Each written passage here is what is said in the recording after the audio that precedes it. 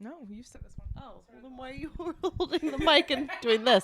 Giving me bedroom eyes while you're holding the mic. It's like, well, get going, Hannah. Start serenading me.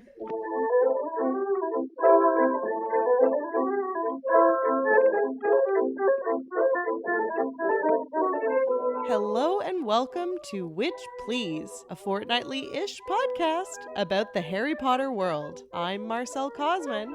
And I'm Hannah McGregor.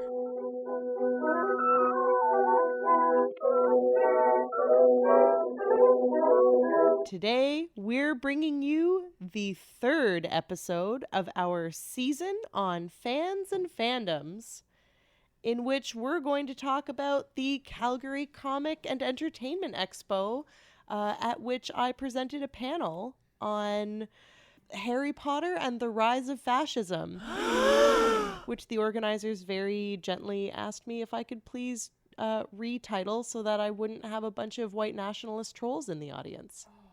Now that's not unprecedented because wasn't the Calgary Expo protested last year or the year before?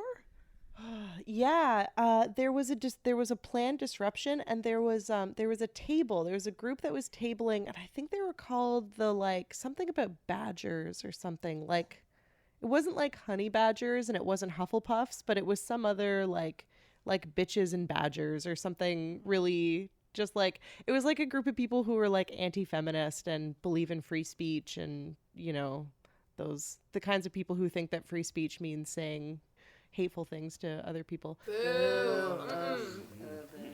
So they had actually, I believe, disrupted a talk, but I can't remember. The talk was a feminist talk, but I don't unfortunately remember the details. But it was a big enough deal that I think it was being covered by the Mary Sue in somewhat real time. So it was definitely, so it was not a poorly intentioned request. And I hate confrontation. I know that I give off the air that I love to make people angry, and I do, but in a very passive aggressive way. I like to be far away. Don't look at me. So I retitled my talk to Harry Potter and Social Justice. Oh, which is just such a sweet, it's cute. It was very cute. Anyway, it was great. It was great. It was a packed room. There were lots of very enthusiastic people. About as soon as I referred to the election of Donald Trump and the rise in hate crimes, a big group of people got up and left the room. So some people weren't into it, but the people who stayed were mostly pretty into it. That was great. nice. Is the Q&A recorded on this? Okay. Oh, yeah. All right. So everybody will get to hear the really special question about hate crimes. Yeah.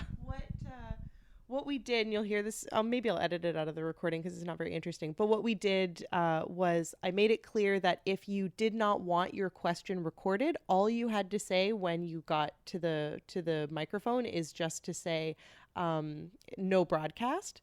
So it'll be on the podcast for everyone to hear. Can't wait. So was this just a talk you gave, or was it a panel? Were there multiple discussants? It was just a talk that I gave, although what the... I don't mean just as in that's not as exciting, but one person versus multiple people. Yeah, no, it's a good clarifying question. For whatever reason, the expo organizers refer to all of the talks as panels, and so everybody who does a talk is a panelist. Even if you were the only person on your panel. So that's funny.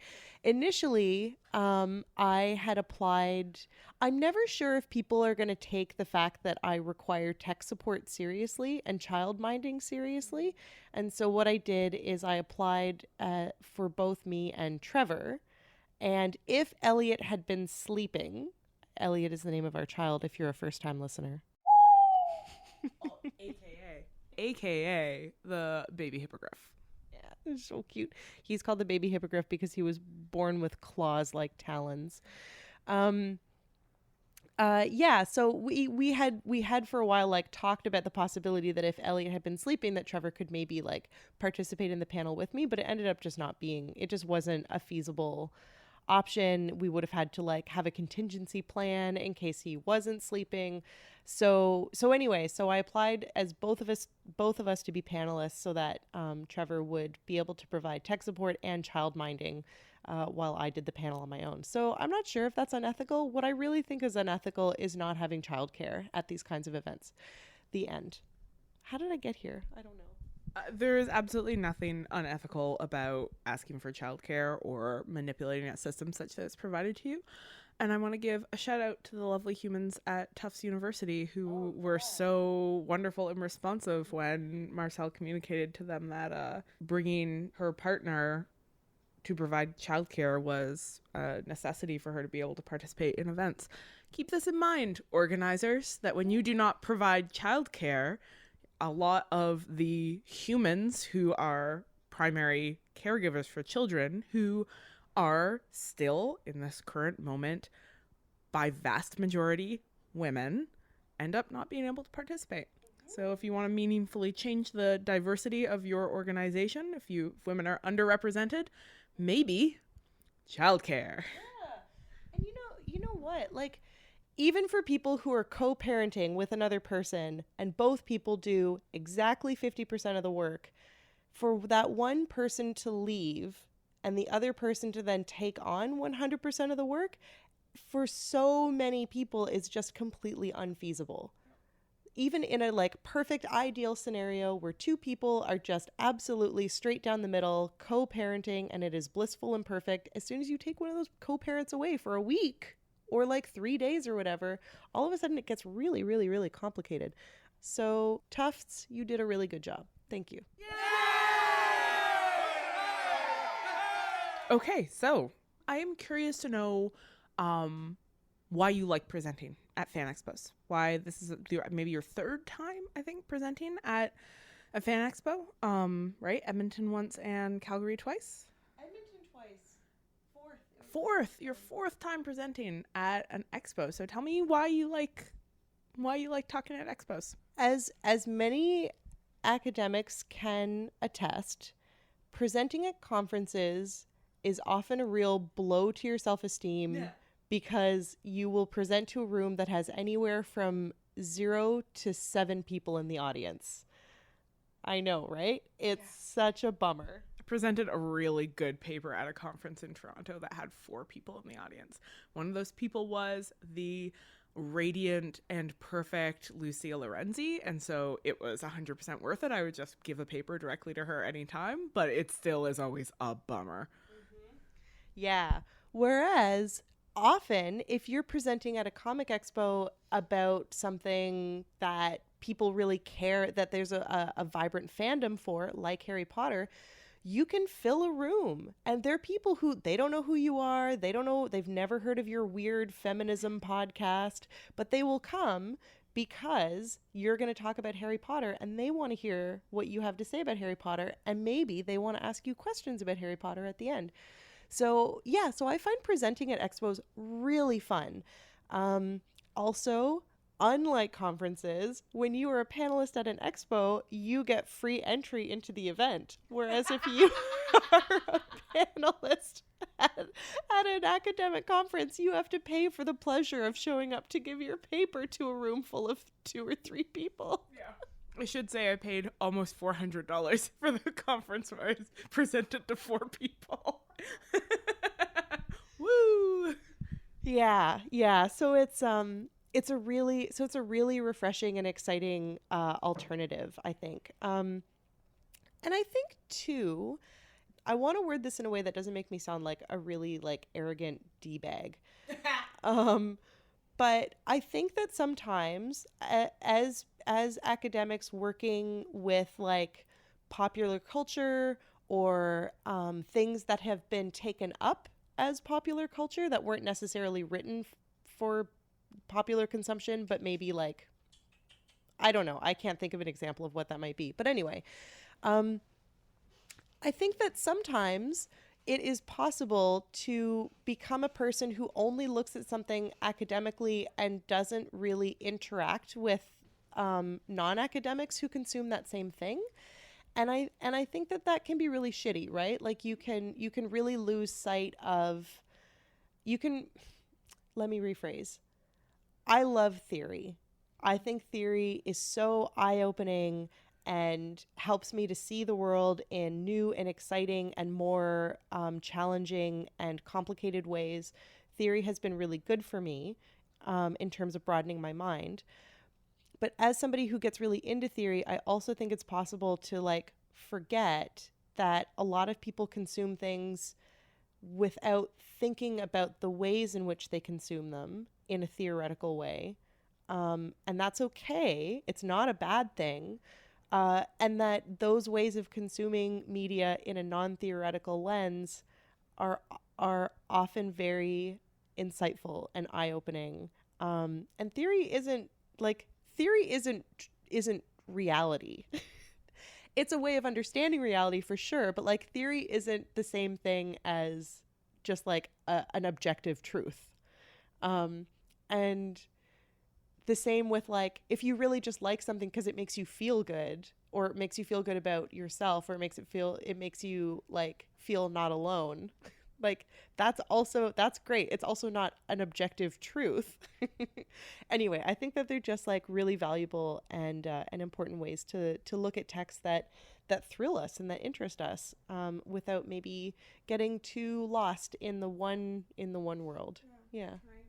Can I tell you a little story about a different conference that I was at? I was at a book history conference recently, and I was in a panel, another very poorly attended panel about the history of comic book publishing.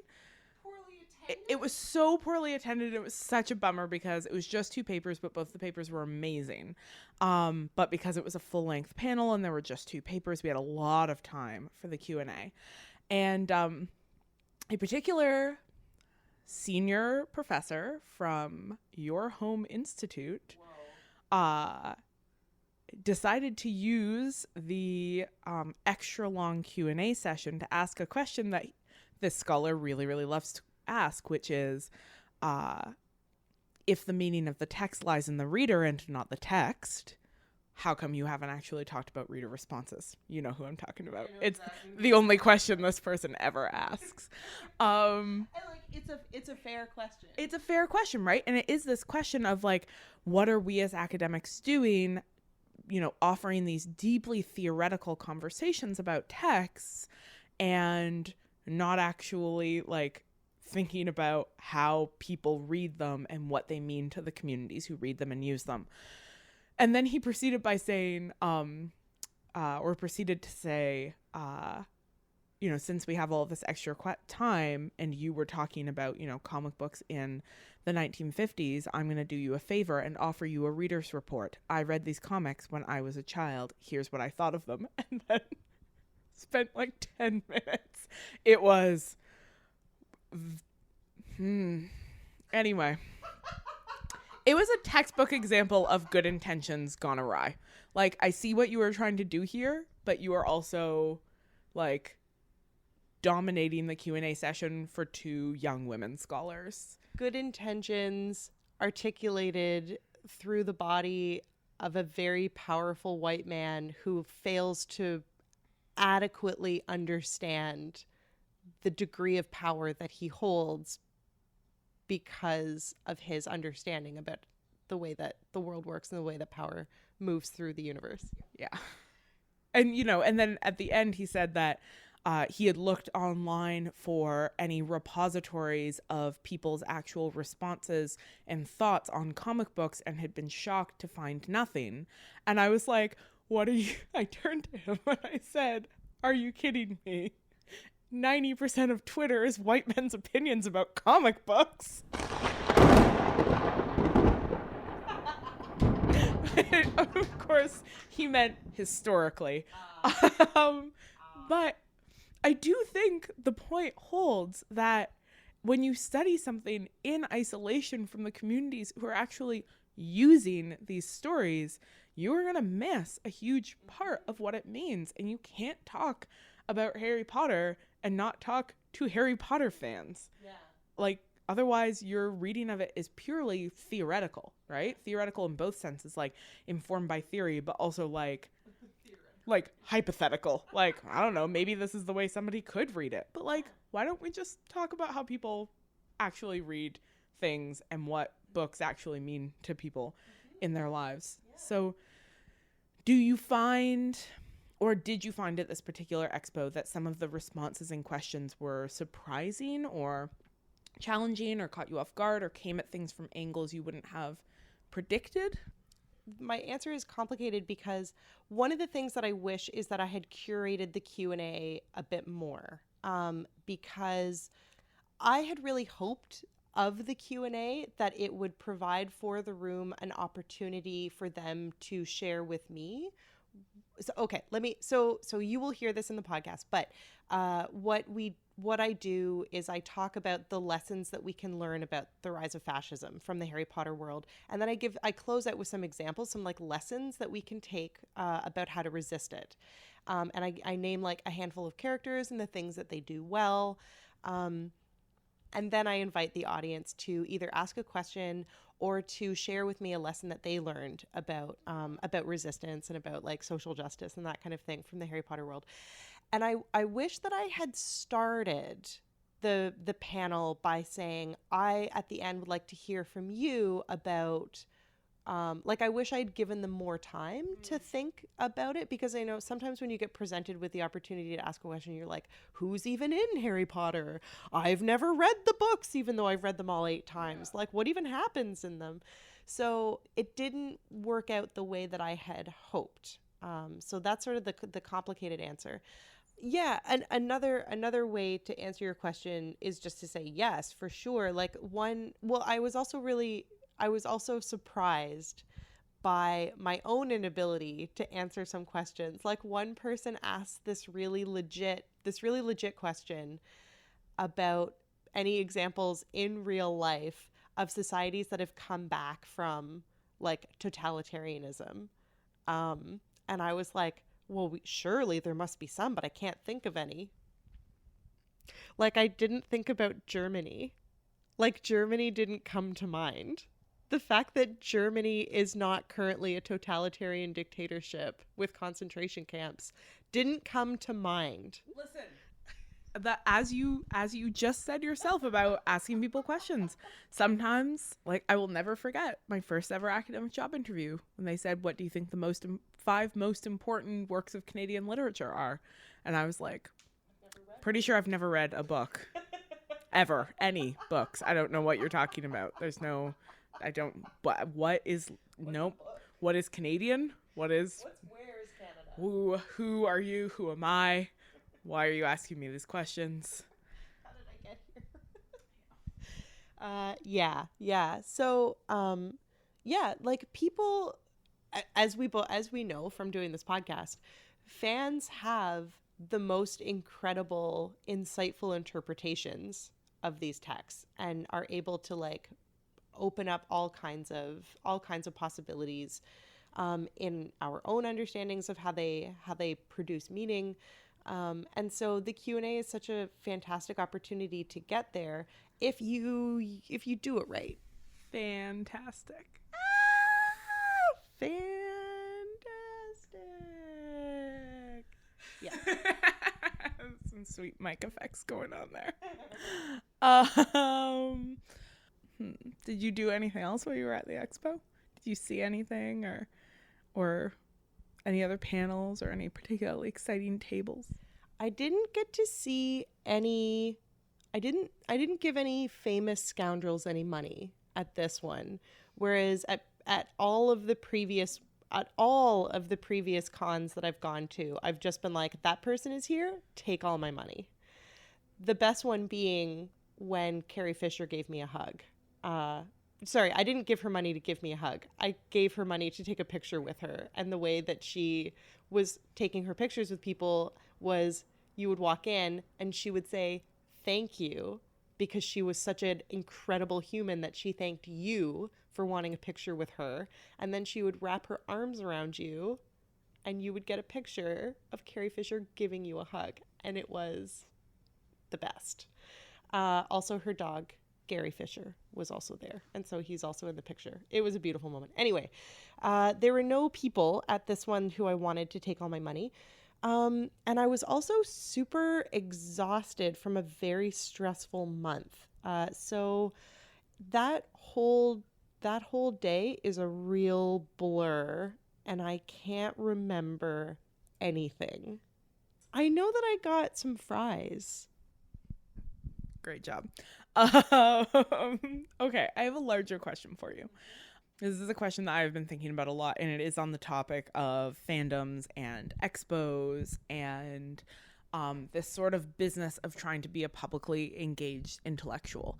And I've been thinking a lot about how about a tweet that I saw one day. I can't remember who it was from, but it was definitely from an academic who said, I'm getting sick of all of this, these expectations that academics also be publicly oriented.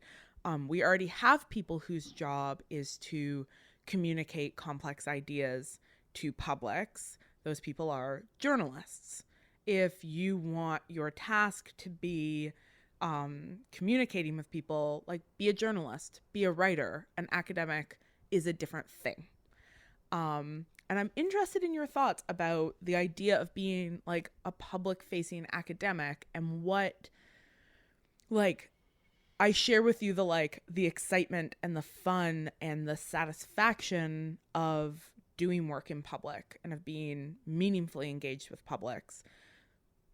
Why do you think it's important for academics in particular, rather than journalists, rather than commentators and, online writers, to be engaging in these ways? What a great question. I think maybe that person is somewhat correct in that these are different jobs. They are different responsibilities, and they have different purposes. Like, academics don't necessarily shape policy, whereas journalists might inspire a change in policy by rousing the masses, so to speak, right? So, like, there's still a connection, but less of an obvious connection between, say, the things that an academic does and the way that impacts the world than the things that a journalist does. But we also live in a world now where, like, news media is for profit, and so we can't necessarily rely on journalists to do all of the work, because they're also responsible to editors, and the editors are responsible to the owners of the news media. So it's not like either of them are perfect spheres. My instinct is to say that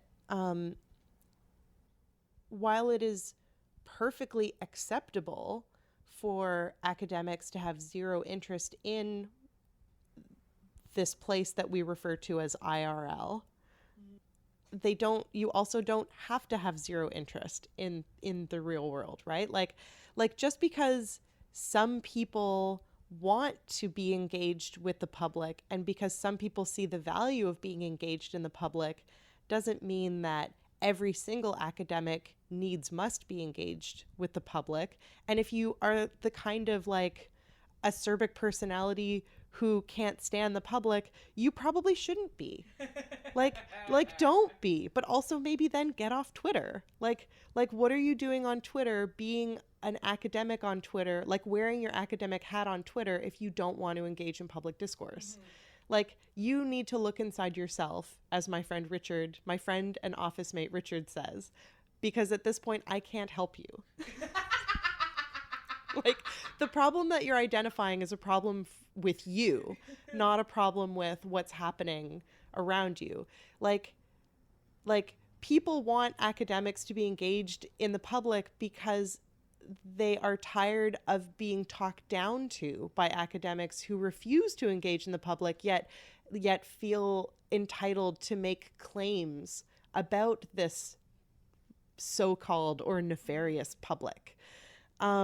So yeah, if you don't want to, don't. But then don't. Don't say you don't want to and then do. Right?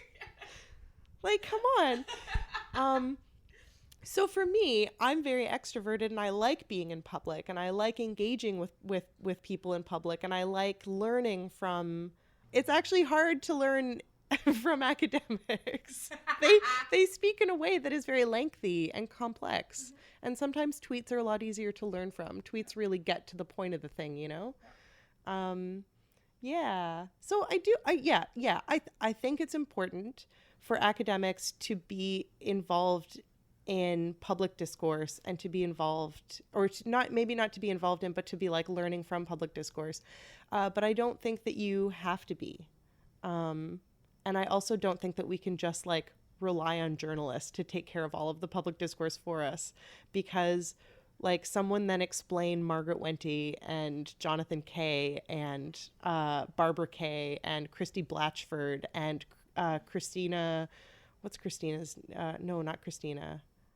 I don't know. I wanted to say Christina Rossetti, but that's a poet. God damn. I don't know. I've been thinking about this a lot lately as I have been finding myself being like, God, did I just want to be a journalist? Like, I'm so excited about talking to people in public via timely mechanisms. But then you look at like the way in which the Canadian media has been behaving recently, and it's like, well, there are no perfect systems. So I guess we're all just trying to take the systems and structures that we work within and do our best job to use what skill sets we have to do the most good work we can within those systems. You definitely did not want to be a journalist. You want to be a public intellectual because you want to think about things and you want to think about their complexities and you want to talk about things and their complexities in ways that like invite conversation and other people's ideas and like disagreement, but productive disagreement. Like, you didn't want to be a journalist. Also, it would be so cool if journalists could spend more time doing like investigative journalism and uncovering bullshit and less time being like, Twitter. You know, like that would be really cool. I know that like maybe the Canadian news consuming public just wants more reality TV, but also it would be super cool if like you could just stop being like, I don't know, like residential schools, were they so bad? And spend more time being like, hey, what's going on with like public policy and why hasn't Justin Trudeau like actually done anything that he said he was going to do for missing and murdered Indigenous women? Like maybe there's some kind of like actual like line of corruption that's stopping him from doing a thing. I think we can all agree that the real thing to be concerned about is the silencing of free speech via the Twitter mob. I mean, have you seen that Twitter mob, Marcelle? You're right, Hannah. You're right. I forgot. The free speech! Think of the free speech! Free speech! What is democracy without free speech? You know, that is a thing that I say in this episode. I do talk about the necessity of a like free and unfettered media. I don't call it free speech. Yeah. I don't think I do. Who knows? We'll find out. So I don't want to ask you any particular questions. I just want to listen and hear your exciting talk. So maybe it's time for us to segue in and eavesdrop. Hey, listeners, let's go now and listen in on Marcelle's exciting talk. Doodaloo.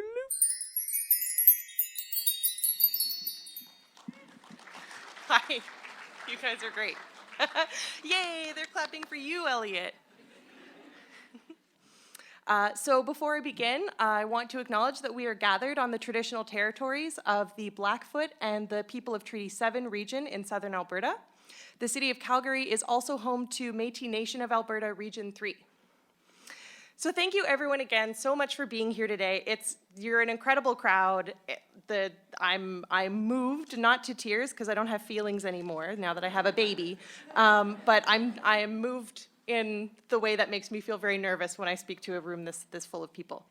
So as I said, my name is Marcelle Cosman, and I'm one of the co-hosts of Witch Please, a fortnightly podcast about the Harry Potter world. I'm accompanied by our ever-helpful tech support, Trevor Chow-Fraser, and our very disruptive and very cute baby, Elliot Fox. So before I begin, I want to acknowledge that these ideas are borrowed from conversations that I've had with my co-host, co-creator, co-producer, and coven mate, Hannah McGregor, who is not able to be with us today. And also, this talk will be recorded and broadcast as an episode of Witch Please, which you can find on your podcatcher of choice, whatever brings podcast magic to your ears.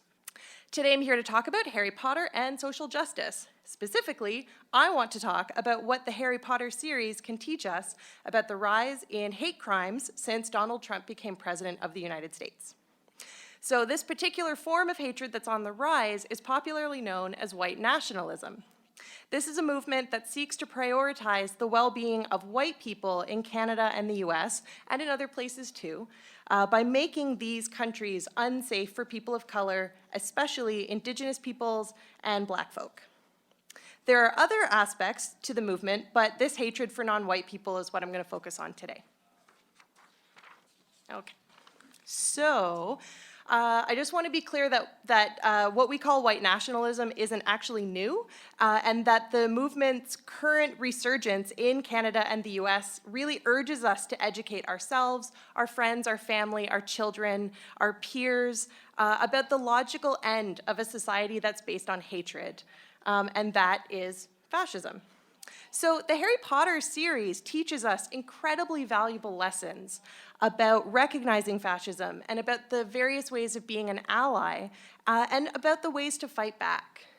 This series is a useful go-to when trying to understand the slippery road to this kind of society based on hatred and what to do when you find yourself on that path.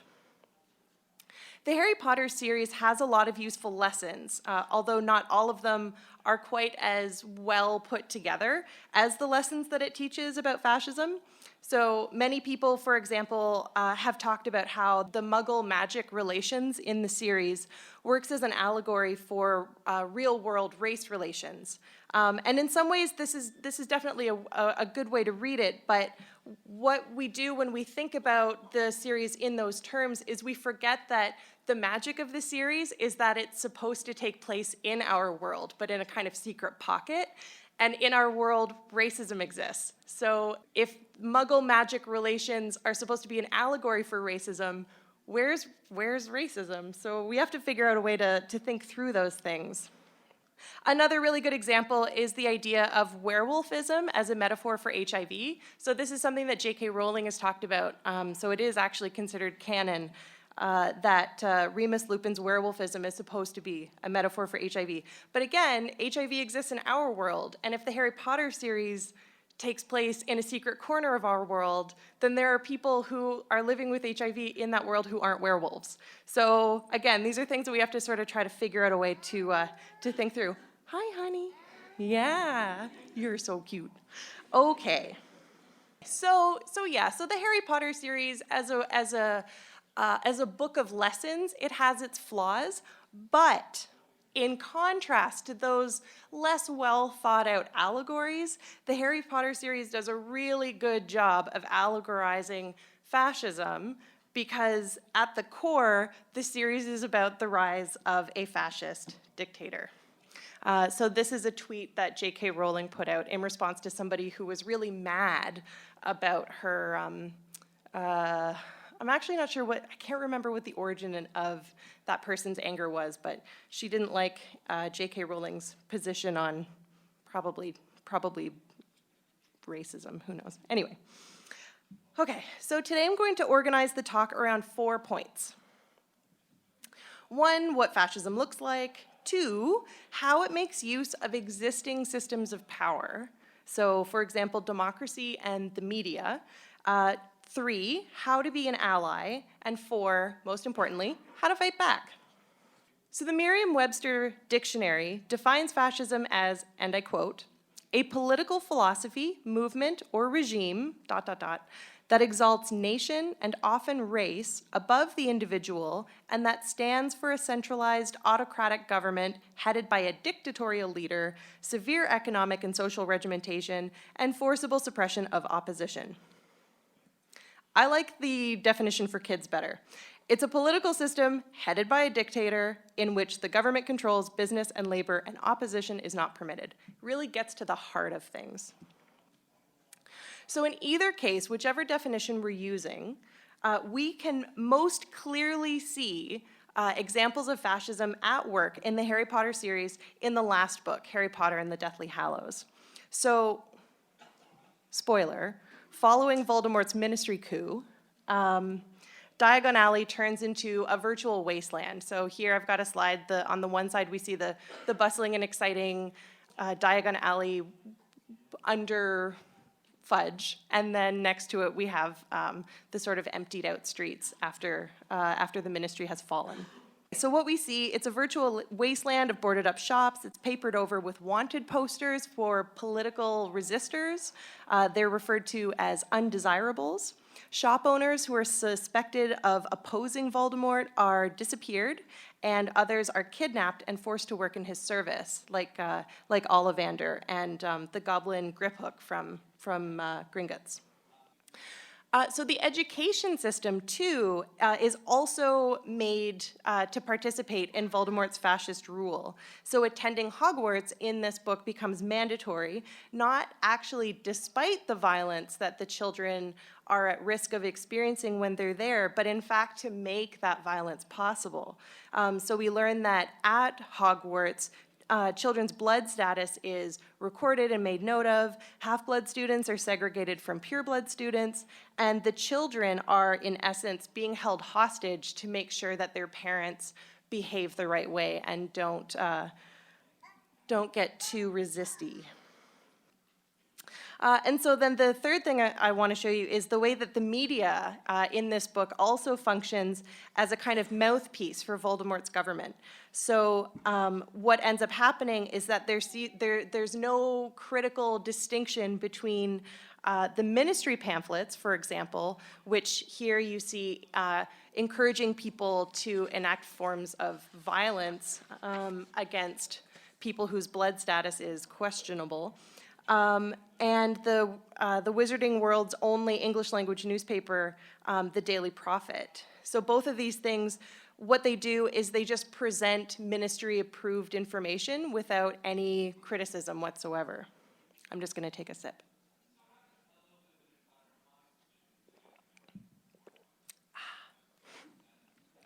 So in our world, conversations about the media, and you probably heard the terms fake news, alternative facts, those things are in pretty heavy circulation these days. And the criticisms of the media coming from the White House and its supporters are particularly resistant to the media's criticisms of the president and the president's administration. But it is always the responsibility of the media to criticize the government. That's the role of the media. That's the reason why freedom of the press is a thing. So no matter what kind of government you have, it's always the responsibility of the media to be questioning and challenging the decisions that the government makes. So when people suggest that, there are two sides to every story and the media is only focusing on one side, well, this is also really misleading because very few issues ever have two sides. Most issues have dozens of sides, and if the media is doing its job, then it will present the government side with a, we'll say, fist-sized grain of salt, and instead focus on the many other sides that are not being represented by the government's actions. So the Merriam-Webster definitions of fascism don't really specify the ways that certain people are more vulnerable to violence under fascism than other people. But this is something that we see depicted relatively well in the Harry Potter series too. So the Death Eater's hatred of difference targets many different groups, muggles, muggleborns, non-human magical creatures like goblins and house elves and centaurs, And it targets anyone who wants to make the wizarding world a safer place for those people or those creatures who are being targeted, whether they're human or non-human. And this is because the Death Eaters believe in the concept of blood purity. They believe that some blood is dirty, and the only way to keep your blood clean is through violent segregation, so that you never mix between people. As early as the Goblet of Fire, readers are shown how Death Eaters use violence in specifically gendered and raced ways. The example that sprang to mind when I was preparing this talk was from the Quidditch World Cup. We see the Muggle family who owns the camping ground. They're being levitated by Death Eaters as a way of tormenting and teasing, and I mean, teasing is not an appropriate word for what it is that they're doing. And it's actually Mrs. Roberts, the mother, who is flipped upside down so that her nightgown falls away, and her body is exposed in this really specific way. And shortly thereafter, Draco Malfoy, when he's harassing Hermione, he says, "Do you want to be showing your knickers midair?" So these are two related examples, but out of many. It's not a coincidence that the majority of violence is targeted at women in the books. The tormenting and public humiliation of Mrs. Roberts, the kidnapping and murder of the ministry employee Bertha Jorkins, head of magical law enforcement Amelia Bones, the kidnapping, torture, and murder of Hogwarts professor Charity Burbage, the sacrifice of Myrtle Warren, who we know of as Moaning Myrtle, and then the attempted sacrifice of Ginny Weasley. The list goes on. Voldemort's particular hatred of women doesn't exist in a vacuum.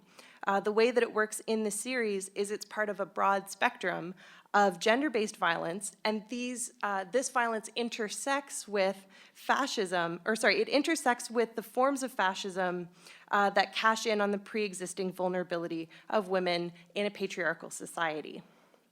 So, you'll remember I talked a little bit earlier about how Harry Potter isn't a great allegory for racism, and this is another good example of where we can see that weakness up close.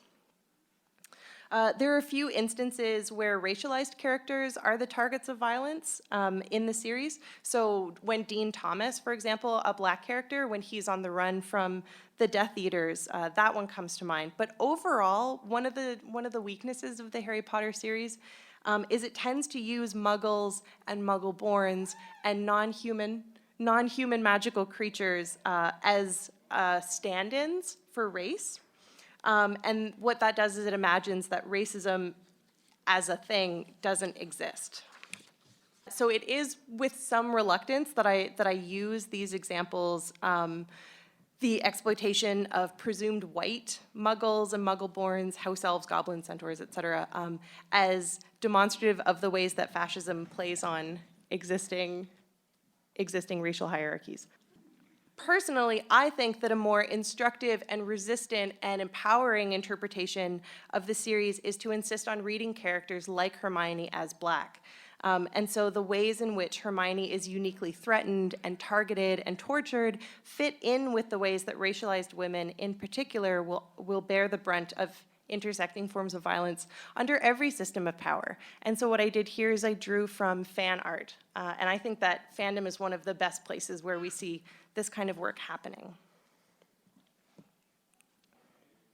So systems of power tend to lend themselves to abuses of power. So while the rise of fascism in the Harry Potter books is most obviously connected to Voldemort's return, I think it's really important to recognize that the scaffolding for the Dark Lord's fascist rule was already in place before he climbed out of the cauldron in Goblet of Fire. Again, spoiler.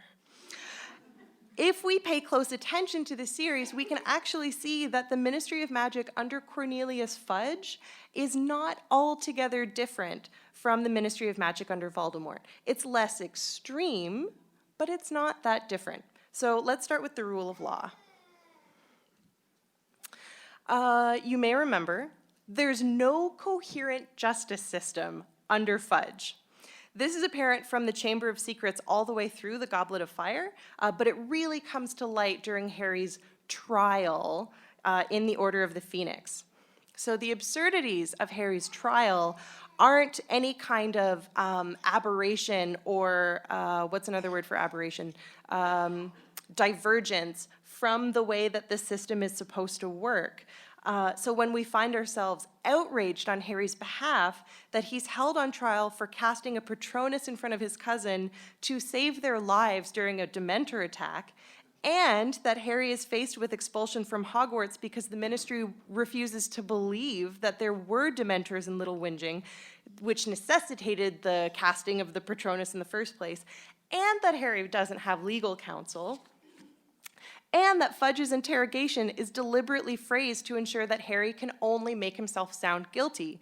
We have to remember that this is typical of the wizarding penal system. That this is the same system that incarcerated Rubeus Hagrid and Sirius Black for crimes that they didn't commit. And it's the same system that uses torture to keep all of its prisoners compliant. This system, which fails Harry, is already itself deeply unjust. So the mass breakout from Azkaban that takes place later on in Order of the Phoenix, spoiler, isn't a rupture in the Ministry's penal system, it just signals a shift in who controls it. So the Little Whinging Dementor attack really should be signaling to Fudge that his position as minister has come under threat, and in a sense it does, but rather than facing the real threat of a racist uprising and acting to protect the wizarding community as a whole, Fudge spends his remaining days in office trying to secure his personal position as minister. So he believes that the threat to his power comes from Dumbledore, rather than wizards who believe in blood purity. So Fudge installs Dolores Umbridge at Hogwarts as the official arm and eye of the ministry. And then further, Fudge makes use of the Daily Prophet to scapegoat and discredit Harry so that no one will believe him when he says that Voldemort has returned. But what I think is even more sinister is that in discrediting Harry's story about Voldemort's return, Fudge's manipulation of the media Fudge's manipulation of the media and the education system actually denies the existence of a movement to enshrine blood purity into wizarding law. So most of us, unless I've spoiled it for you, all know what happens. Fudge will say poops his pants about Dumbledore, and Voldemort raises a literal army and then 2 books later takes over the ministry. But the books make very clear that this army is really easily raised. It's true, Voldemort uses intimidation and violence to get what he wants, but we can't deny the vast number of people who willingly choose to follow him because doing so, it provides them with privileges. So Lupin, for example, tells us that the werewolves join Voldemort because Voldemort promises them more freedoms than they have under Fudge. And then the same is true for Dementors. So the point of this is that the scaffolding of oppression, the way that it functions in a kind of hierarchy, is relatively unchanged between Fudge and Voldemort, but who is in what place in the hierarchy is what moves around. So under Voldemort, werewolves move up the ladder, whereas Muggleborns move down the ladder, but it's the same ladder, okay?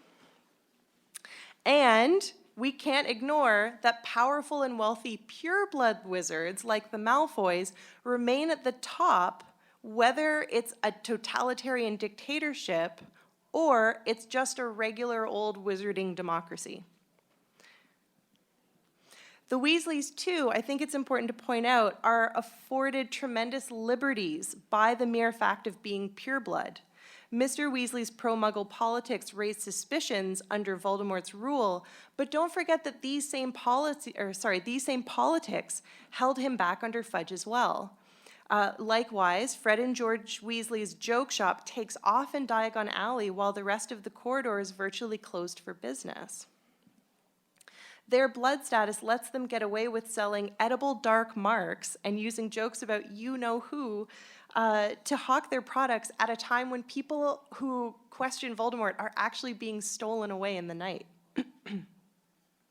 So like their father, their blood status doesn't keep them safe forever. But what I want to point out is that the Weasley family chooses to resist the politics of blood purity, and they don't have to. So, I didn't make these memes. They're real good. I didn't make them. So while it's tempting to believe that a fascist dictatorship is the result of a single charismatic tyrant, or even several sociopaths who are working together and just hate people together, we have to recognize that the systems of violence on which fascism thrives are already in place in our current political structures. And so when our systems of power are designed to privilege the white and the wealthy, fascism doesn't have to do a whole heck of a lot in order to make itself at home. And so while I think comparisons between current President Donald Trump and Lord Voldemort are interesting and not inappropriate, I actually think that allegories like the Harry Potter series help us to recognize that it's the bumbling Cornelius Fudges of the world who we maybe need to be paying closer attention to. So if I'm right, then the rise of white nationalism under Donald Trump is actually comparable with the Death Eater blood purity rhetoric that thrived under Cornelius Fudge. And so what I would recommend is that we take steps to act before something worse crawls out of a cauldron. So let's talk about allyship.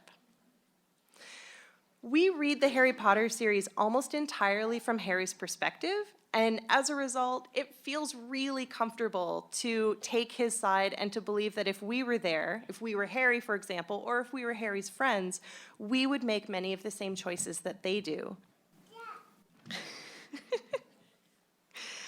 Even if we identify with other houses, we want to believe that we would be in Dumbledore's army or the Order of the Phoenix fighting on the side of justice. And I think that that's a really good and beautiful instinct. This is where to start. But in practice, it's actually really scary to stand up against injustice, even when it's right in front of you, happening in your own community or your own school. And it's even harder when you yourself are not personally in danger and you don't know any of the people who are being targeted. And so that's why the first step is to learn how to be an ally and what it means to be an ally. So being an ally means recognizing that you have the privilege of moving through the world more safely than other people. I think that the Weasleys are great examples of allies. As I mentioned before, the Weasleys' pure blood status gives them a lot of privilege under both Voldemort and Fudge, and they use that privilege to make the world safer for Muggles, Muggle-borns, half-blood witches and wizards, etc. Arthur Weasley was an ally in his profession, working at the Ministry to keep Muggles safe. He and Molly Weasley raised their children to respect and value difference, not just to tolerate it, but to respect it and value it and appreciate that difference is what makes communities strong.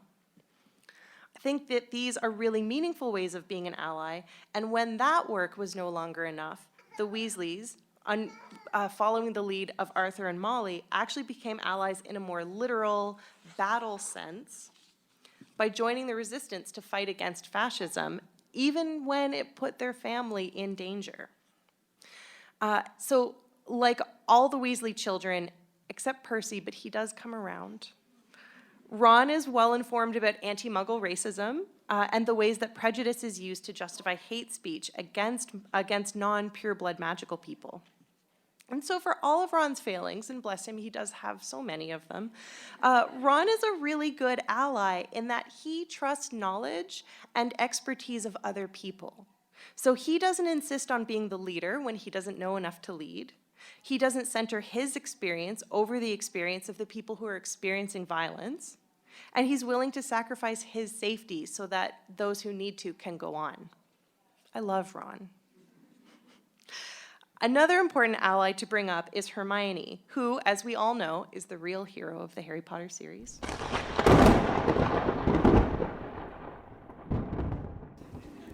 So where Ron is a good ally to those who are oppressed by the big and obvious systems of oppression, Hermione is actually really good at recognizing fascist threads that the wizarding world takes for granted as being acceptable. And the best example of this, I think, is the fact that she keeps Remus Lupin's werewolf status a secret. So I love this meme. If you haven't seen this meme, It's so funny. For those of you, if you can't see it in the back, Lupin is saying, "How did you know?" And she says, "Your name. It's Werewolf McWerewolf." It's so funny. So even though the wizarding world takes it as a given that werewolves are bad and dangerous, Hermione recognizes that this is a prejudice based on fear rather than fact and information. And she recognizes that to out Lupin as a werewolf would actually put him in jeopardy for no reason. So good job, Hermione. Okay, let's talk about fighting back. The Harry Potter series teaches us that there are a lot of ways to be an ally, and the way that you raise your children, the way you educate yourself, the way that you protect information that could put someone in danger, the way that you intervene when your friends or your family or your peers say something that's hurtful or hateful, these are all ways of being an ally. This series also teaches us that there will come times when the work of being an ally isn't enough. So sometimes you actually do have to fight back. So our obvious example here is Dumbledore's army. Via Harry, our official hero, who taught his friends and his peers how to defend themselves against Death Eaters when they could no longer rely on their education to do that work for them. So the lesson that I want to draw your attention to here isn't just one about learning how to fight literally. What Harry does with Dumbledore's army is he shares and teaches an important set of skills. We all have skills that are invaluable to resistance. Things like cooking, knitting, building a fire, making signs and posters. These are all skills that are valuable to teach and share, and these are all ways that you can help your community to fight back. So I like to say sharing is caring. I heard from a wonderful family the other day. Oh no, sorry, it wasn't a family. I heard from a wonderful server the other night. Teamwork is dream work. Great. Freeing critical journalism is also an extremely important way of fighting back. The wizarding world doesn't have social media yet, we'll see. And so when the Daily Prophet ceases to be a reliable source of information, it becomes the responsibility of other media sources to speak out. And so here we have this great fan art of the Quibbler. And you'll also remember the guerrilla radio program Potter Watch from the books and the movies. So in our world, we have access to social justice. I mean, we do. That's the whole point of this talk. In our world, we have access to social media. I've actually lost my pace on page. Oh my God. You know, I haven't slept in days. I lost my place on the page, and I'm just trying to stall until I get there. There it is. In our world, we have access to social media like YouTube and Twitter. So when you see injustices happening and your local and official and professional media and news sources aren't taking them seriously, you can speak out. You can channel your inner Colin Creevey and just take pictures of everything, document everything you see happening. To keep yourself safe, you can take a lesson from Fred and George and Lee Jordan and all of the other members of Potter Watch and use a code name. There are always means of raising awareness and resisting, and we all have something to contribute in order to create a just society. So I'm actually really interested in spending the rest of this time hearing about what lessons of social justice you take from the Harry Potter series. And so I would like to open up the floor to comments or questions. And so just a reminder, we are recording this for our podcast. And so if you don't want to have your question recorded, actually, one second. Do we have a mic that we can pass around for questions? No? Oh, sorry. I meant, can we use one of these mics? It was a badly phrased question. Yeah.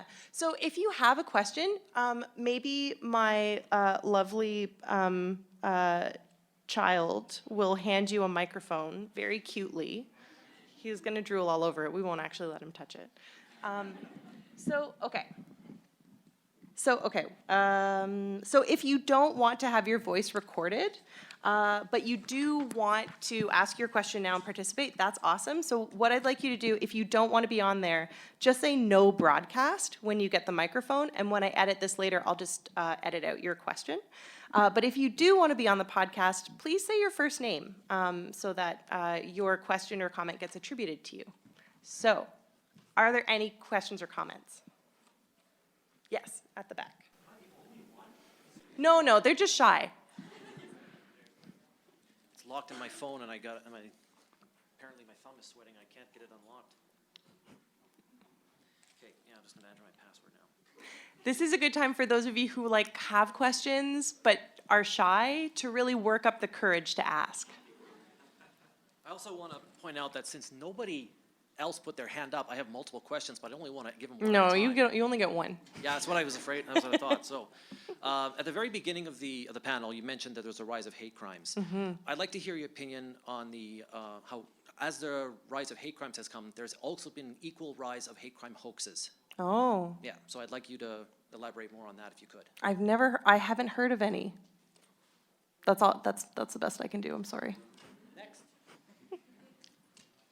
Hi, my name is Orion. I wanted to ask, first off, your general thesis I am in complete agreement with, and this is by no means meant as a poking a hole in anything. Okay. I wonder if anything of what you're saying changes if we think of the magic versus mudblood thing as a metaphor for class, at least as much as race, or both at once, or something like that. Or if it's one of those analogies that doesn't quite fit perfectly, like mutants aren't quite anything in particular.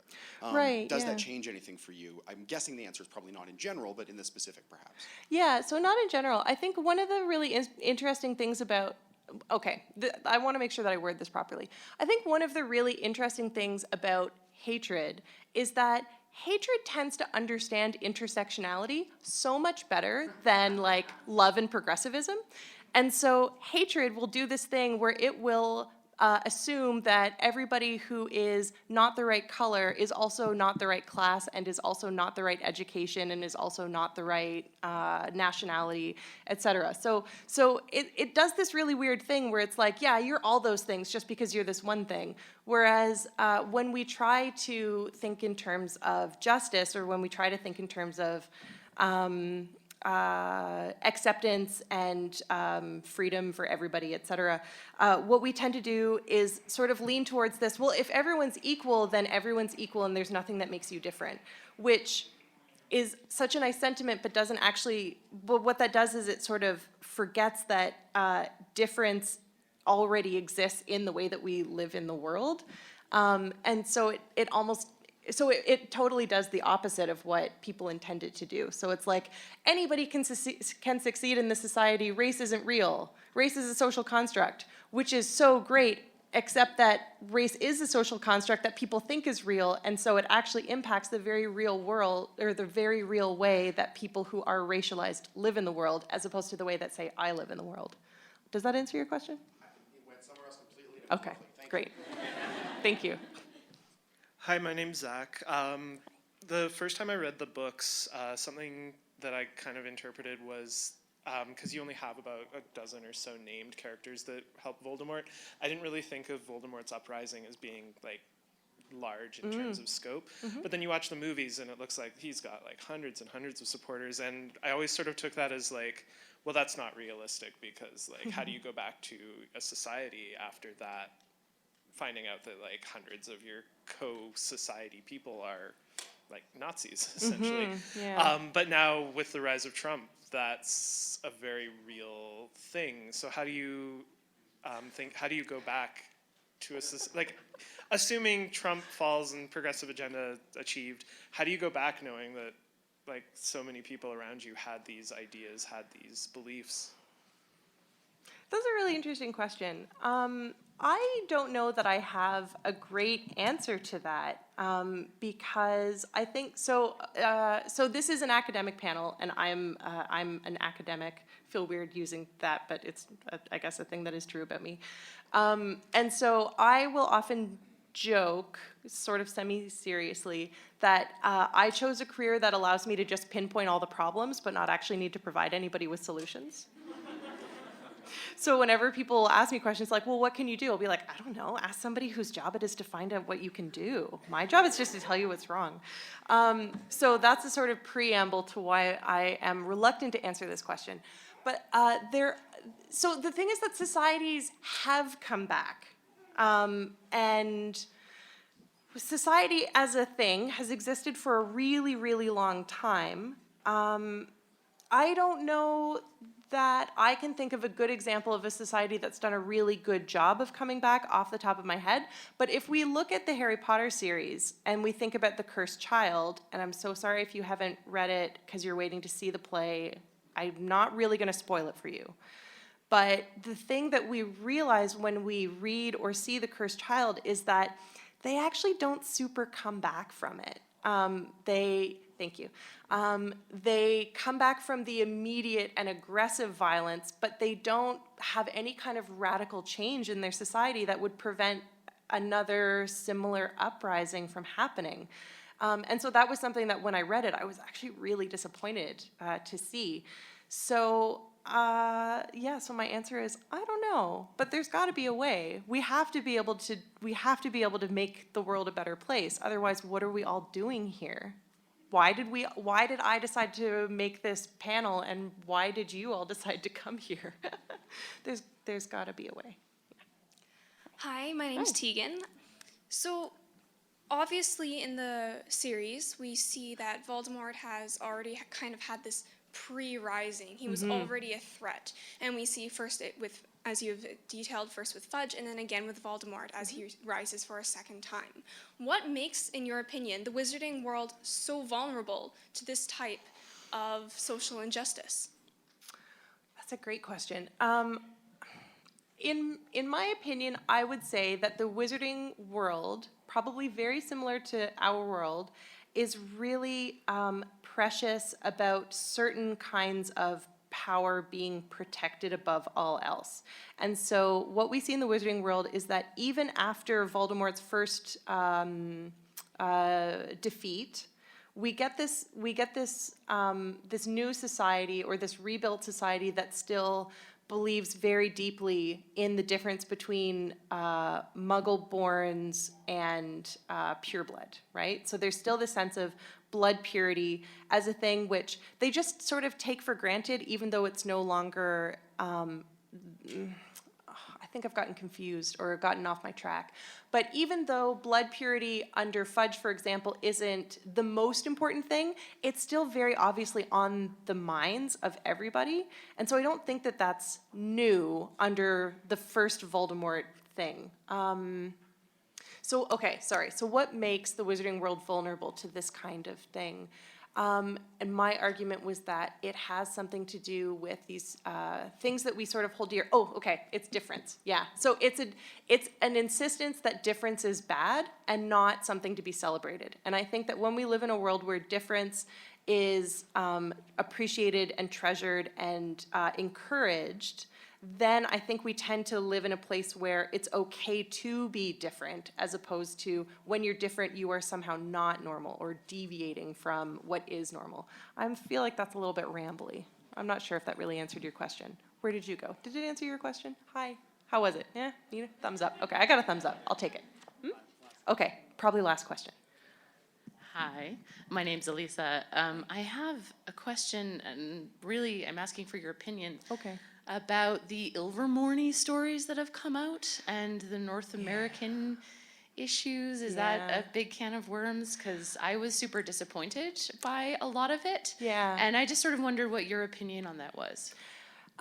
Okay, so in brief, what I would say is that, so I haven't followed them very closely.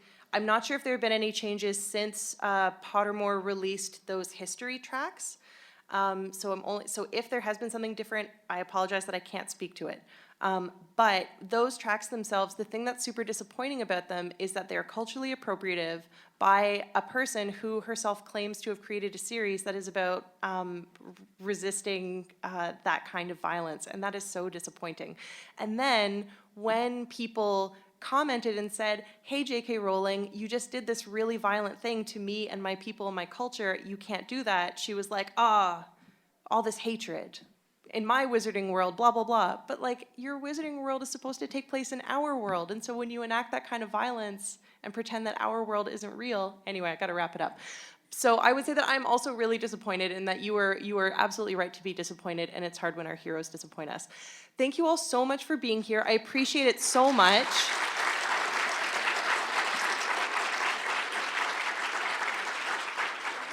Go make the world a better place. Great job, Marcelle. I have definitely, in the chronology of this episode, heard your talk, and I loved it. Thank you. Thank you so much. You're very welcome. Somebody who went to the talk actually tweeted at me after the talk, or I'm not even sure if they tweeted at me or if they just tagged me in the tweet, but they said that they were really impressed with the way that I shut down the fake hate crimes question. Oh, and I was such a good. Oh. I was so grateful that somebody in the audience felt that way. Yeah, somebody saw you. I felt so seen. Oh, the rise of fake hate crimes. Okay, yep, I'm pumped. It's a plague. It's the 10th plague. We're all fucked. Yeah. I mean, I can't think of anything worse. I would take blood in the rivers. Is that one of them? It's been a while. I think it rains blood. No, well, does it rain blood and it rains frogs? Like, come on, God, be a little bit more creative. Like 2 different kinds of shitty rain. Come on. Speaking of the wrath of the Old Testament God, very good. It's time for the Try Witches tournament. Do that again, but with more chutzpah.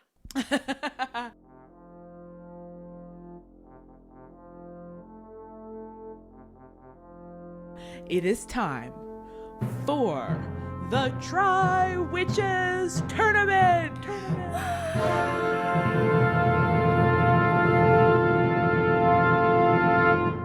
Fantastic.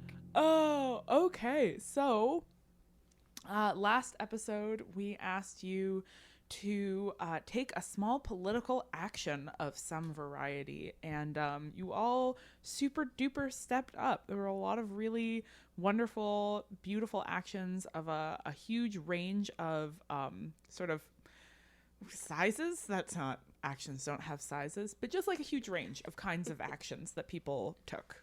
Yeah. Great. Yeah. It's like I'm not here. Yeah. Yeah. I'm just painting my nails over here. Yeah, great job, everybody. I don't know where so I am. we've chosen, as usual, we've chosen just a couple that we're gonna highlight and shout out. We're always going to like retweet you and celebrate you on Twitter, but we're always just going to choose a couple for the actual episode. So first off, we want to shout out Lisa, or LLHDMD, who said, "My political action, I have been more aggressively educating my daughters about patriarchy and white privilege."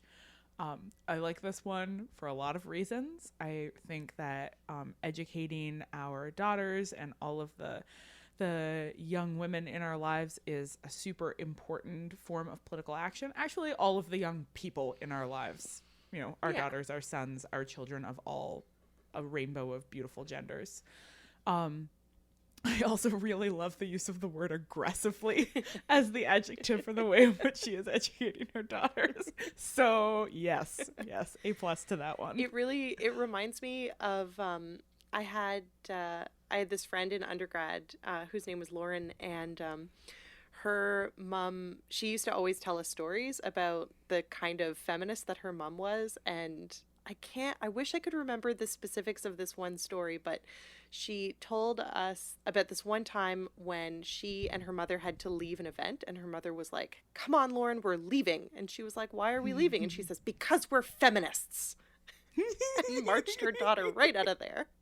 And I have no idea what the circumstance was, but like that was a real moment of like, parenting goals. Yes. Yeah. Because we're feminists, and feminists leave things in outrage. Yes. Yeah, we do. And now Lauren is a midwife. So there you go. Oh, how beautiful. Okay.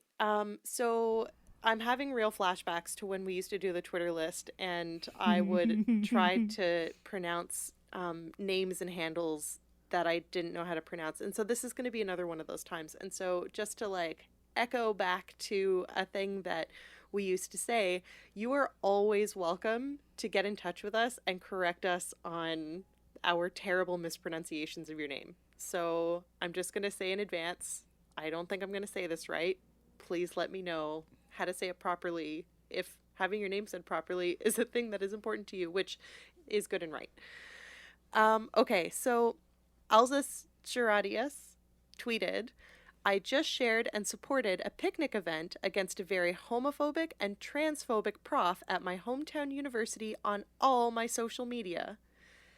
So I thought that that was an awesome thing to shout out because sharing things on social platforms can be a really, really hard thing to do when I'm thinking specifically of Facebook because so many of us are just friends in the Facebook way with so many people, like, and have been for a long time, that we often don't share the same political perspectives on a lot of things, and it can be a very vulnerable thing to do to share that kind of thing. But it is also a thing that is so brave and is a super manageable thing to do, to share and support an event that is against transphobia and against homophobia. That's super, super important. And I love the fact that it's a picnic. More anti-transphobic, more anti-homophobic picnics for all. Oh my god! I want a future in which every weekend is a panoply of queer picnics. Yeah, it's just so beautiful. Yeah. Yeah. Let's take back picnics. Let's say picnics are all queer now. Yeah. All picnics are queer. They're ours. You can't have them anymore. Now if you have an event that's a picnic and it's not queer, that's too bad. We're gonna take it away. Yeah, just like rainbows and unicorns, they're ours now. Yep, they're ours. Sorry. We're taking literally everything that's good. And making it better. And making it, yes. Yeah, no, all the good things belong to us, and they're getting better every day. Yeah, I agree. It's really, I was having a conversation with a friend recently about like the weird business of trying to like intervene in your high school friends' mom's racist Facebook status update. God. And like the ways in which these platforms sort of put you into contact with people, and how particularly I think that a lot of other white middle class people like me have been socialized to be like, well, that's awkward, I will ignore it. And the sort of the call, the courage that it takes to use those platforms to have more meaningful interventions, or to share things that you feel like you're not sure how they'll be responded to, but you think they're really important to say. So excellent work. Yep. 10 out of 10, both of you. Good job. Yeah.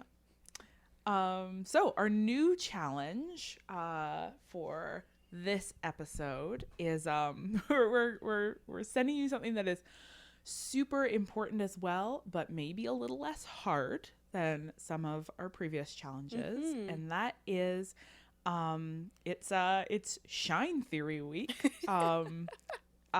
We want you to shine on a friend of yours who has been doing something really awesome, or who you just think is really, really awesome.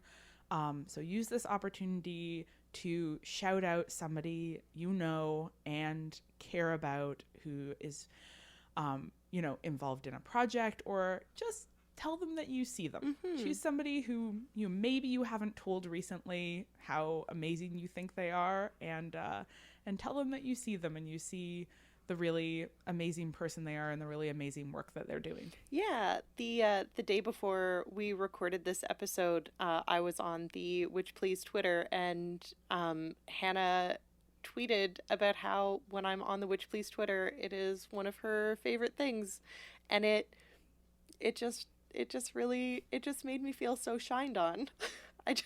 It was just such a nice thing, and I was like, but what did I do? And Hannah was like, it wasn't a specific thing, and I was like, but what did I do? What was it? You're just great. You're just great. I'm so excited whenever you're running the Twitter feed because like you're so charming and funny and thoughtful on it, and I'm always really excited to see what you're gonna say. Somebody tweeted recently, one sec, I'm just looking it up right now.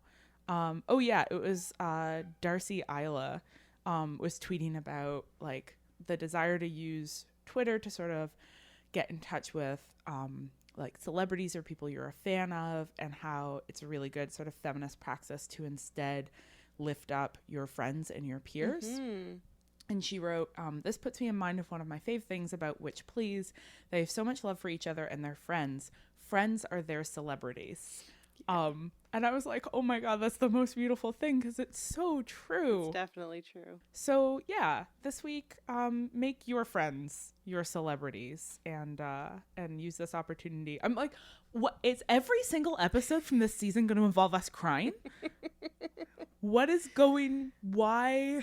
I don't know. Anyway, I don't know, but yeah, that's the use theme. this opportunity to make one of your friends a celebrity. Yeah. Oh, fuck, I'm wearing mascara. What an idiot. You know what, Hannah? You're very beautiful, and you always look great. And I am always super impressed with how fantastic you are at applying makeup in these like awe-inspiring, glamorous ways. Stop it. You are just such a beautiful woman, whether you have mascara on or not. Stop it. But I feel like I can really learn from you. Stop it. It's time for Witch Please Tell Me. The like beautification process. And you have all these tools. Like mascara primer. I do. I can't wait to read these tweets. I'm really excited. It's going to be great. Okay, yeah, let's move on to Witch Please Tell Me. Take it away, Todd. Witch please, make it make sense to me. Because a muggle in me just wants to know. Oh, oh. Witch please, make it make sense to me. Because a muggle in me just wants to know. It's such a good song. Oh my God. Yeah, it's great. I can't wait for the remix. Okay, so our question this week comes from H. Cassidy. And they ask, knowing the Patronus spell, what would you have the Matronus spell do? I don't know. What are you thinking, Hannah? So the way that my mind went was towards thinking about Hermione's experience of challenge with the Patronus spell. And you know, the ways that do you remember I'm trying to remember exactly what Cheryl's theory was about why Hermione struggles with the Patronus spell, and that it has to do with sort of anxiety. I think it was that she has depression. Yeah, and so yeah. So here is a thought. The Patronus spell is all about you and your personal strength, right? It's like, it's really individualistic. It's about sort of confidence and believing in yourself, which like makes it not a surprise that Harry's really good at it. And not as much of a surprise that Hermione struggles with it, right? Because there are gendered, obviously, dimensions to the way in which we experience like confidence and believing in ourselves. And so I wonder if maybe the Matronus spell would be like something that you cast on a loved one to keep them safe. So that it doesn't always have to be like, you know, I can only defend myself from within me. Like, what if the power of the Matronus spell came from like your care for others rather than your belief in yourself. So the Matronus spell, the Matronus could be the name for the spell that Lily cast to save Harry's life in the same, and it's like the same. Okay, so one thing that the movie leaves out that still gets me, and I honestly can't remember if we talked about this when we did the movie episode or not, but when, I'm pretty sure this is in the book. People will correct me if I'm wrong, but when Harry goes to Voldemort in the woods, when he willingly allows Voldemort to kill him to protect everybody from Voldemort's wrath, what he does is that's the same spell that Lily cast. Yeah. And so then, like, they all of his loved ones become untouchable. They can't be harmed. And so that, anyway, the movie leaves that out, and it doesn't make any sense why they win the battle, but like it's fine. Yeah. It makes sense. Yeah. I get it. Neville's a hero. So maybe then that's the name of that spell, that I have the power within me to take care of others. Yeah, and like so beautiful that the thing that gives him the power to cast the Matronus, which is like a way harder spell than the Patronus, is the fact that the Resurrection Stone lets him see his mother. Right? So you can think about that moment as like her passing on to him the knowledge of that really hard magic that is like community care. And that's the thing that lets him ultimately save the day. It's not his particular aptitude for Expecto Patronum. It's that he ultimately masters this like much, much harder spell. Yeah. Oh my God. That moment. Sorry. Stop. No.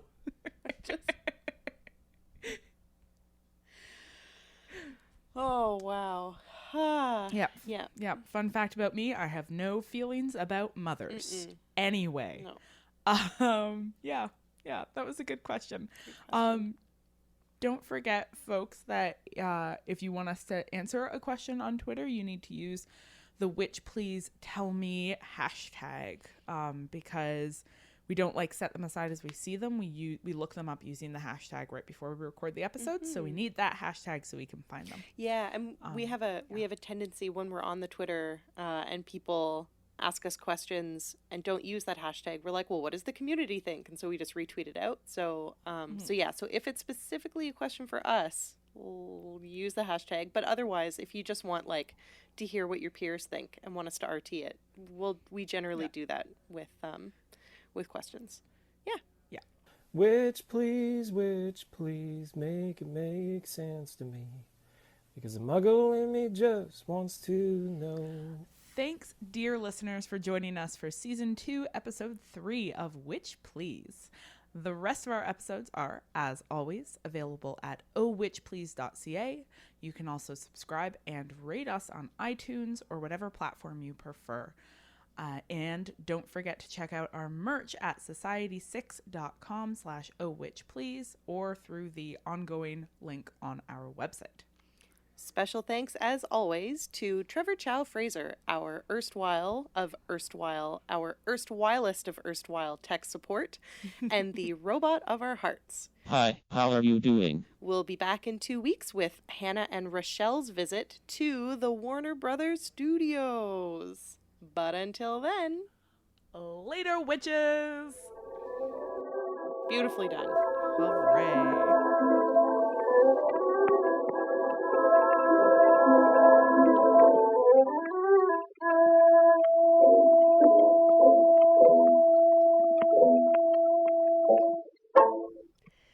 Hello and welcome to Witch Please. Oh, it's awful. No, I love the way you say it. Witch Please. It's a little bit more, it's a bit more southern than I intended it to be. Hello and welcome to Witch Please.